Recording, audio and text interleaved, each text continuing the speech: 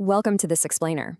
Today, we're doing something a little bit different. We're taking the raw, highly technical mechanics of generative AI, and we are holding them up against a really surprising mirror: ancient Indian philosophy.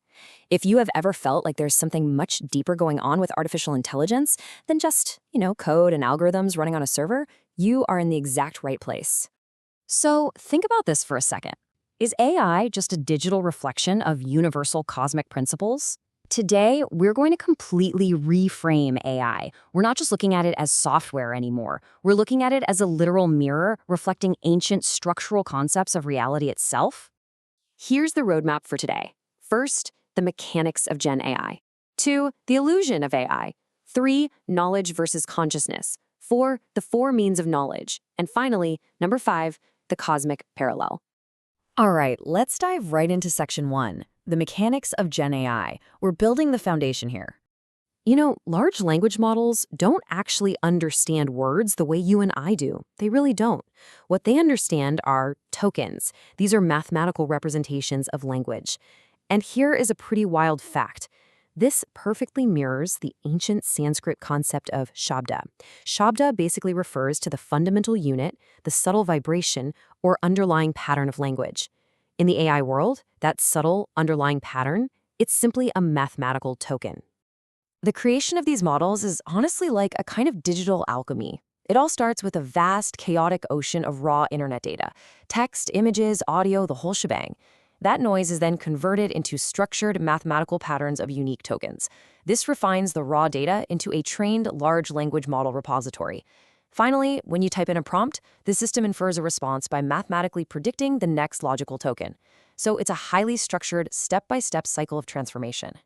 Now this brings us to this absolutely beautiful analogy from the Upanishads regarding the law of cause and effect, specifically dealing with the argument of non-difference. Think of clay and a pot. Before it's a pot, it's clay. While it's a pot, it's clay. If it breaks, it's still clay. The pot is really just a temporary name and form.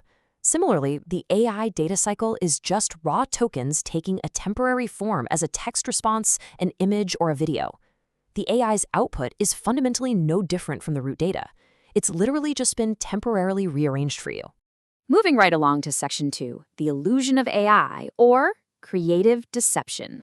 In Vedantic philosophy, the illusory, ever-changing nature of the universe is known as Maya. And in generative AI, Maya manifests incredibly powerfully through what we call hallucination.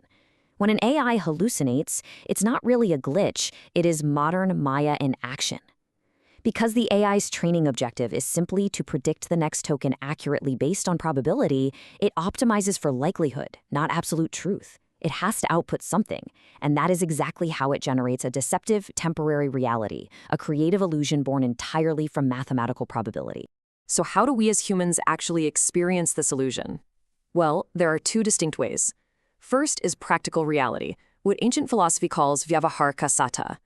This is when someone with zero knowledge of AI just practically assumes a generated text was written by a real human. The second is an apparent illusionary reality, known as prativasika satta.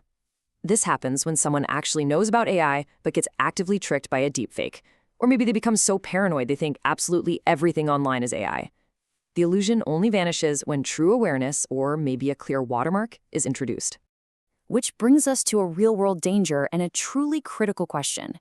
Can generative AI actually cause human mind manipulation? Think about it this way. When you watch a movie, you are briefly immersed in an illusion, right? But AI doesn't have a runtime. It is continuous.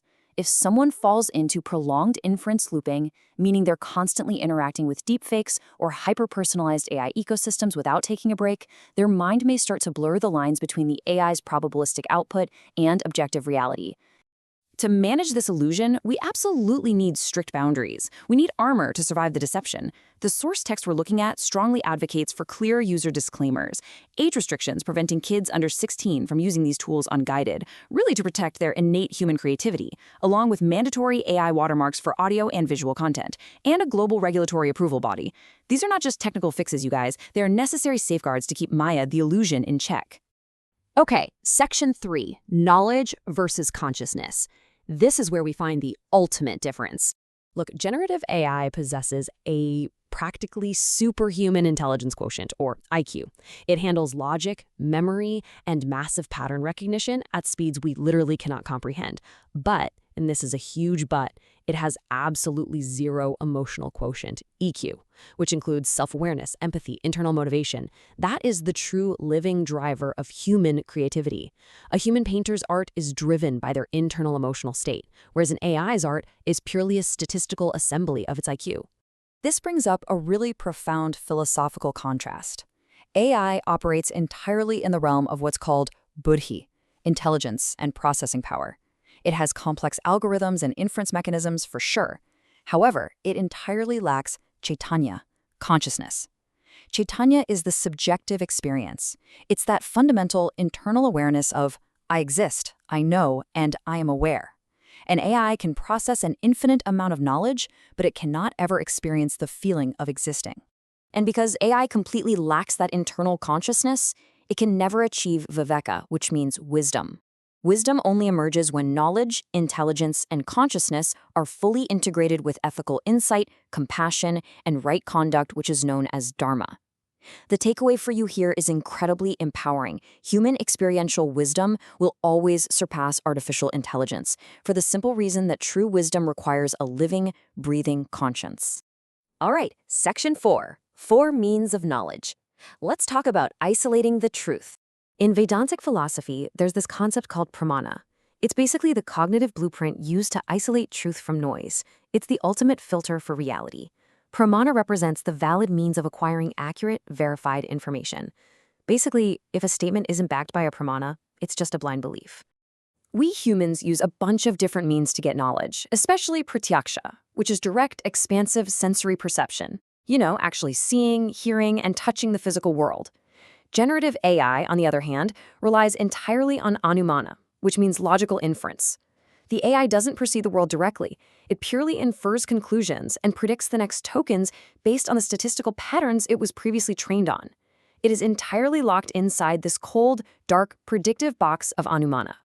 And that brilliantly illustrates our final segment. Section 5, the cosmic parallel. Let's do some macro-level synthesis here. According to the Upanishads, the universe was constructed sequentially, starting from the invisible vacuum of space all the way down to the solid density of Earth, adding senses like sound, touch, and sight layer by layer. It is a brilliant, highly systematic creation. And interestingly enough, that is the exact same way a large language model builds a complex output, sequentially, carefully placing it together token by token to construct a tangible digital reality. Within this universe, everything is categorized by distinct qualities. Physical objects and inert matter, like the servers running the AI, are governed by tamas, which is mass, rajas, which is activity, and sattva, which is balance. But you, the conscious subject actually experiencing all of this, you are defined by entirely different vibrant characteristics. Sat, which is pure existence, Chit, pure awareness, and Ananda, unconditional bliss. AI is purely an object, locked in data inertia. It can never cross over to become the subject. That vibrant conscious spark, that belongs exclusively to you.